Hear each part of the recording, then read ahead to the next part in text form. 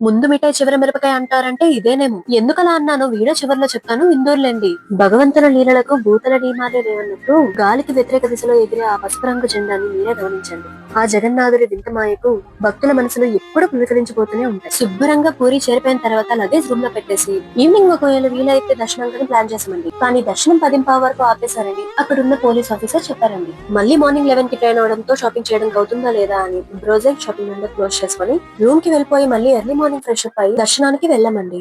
బాబోయ్ 4 గంటలు పట్టిందండి దర్శనం. నా ఒపీనియన్ ఎవరికి అక్కర్లేదు గానీ మీ అందరు నా మాట వింటున్నారు కాబట్టి చెప్తున్నారు. పూరికి కూడా తిరుపతి లాగే టికెట్ సిస్టమ్ పెట్టేస్తే కొంతవరకు భక్తులకు ఇబ్బంది క్లియర్ అవుతుందని నా పర్సనల్ ఒపీనియన్. ఏంటి ముందు రైల్వే స్టేషన్ చూపించి బస్ ఎక్కింది అని అనుకుంటున్నారా? స్టార్టింగ్ రైల్వే స్టేషన్ కి వెళ్ళామండి. కానీ అక్కడికి వెళ్ళిన తర్వాత పిడుగు లాంటి వార్త ఒకటి బల్లున పేలింది. మేము వెళ్ళబోయే ట్రైన్ క్యాన్సిల్ అయిపోయిందని. క్యాన్సిల్ అంటే క్యాన్సిల్ కాదు, ఈ స్టేషన్ నుంచి కాకుండా మారుతిపూర్ అనే స్టేషన్ నుంచి స్టార్ట్ అయింది.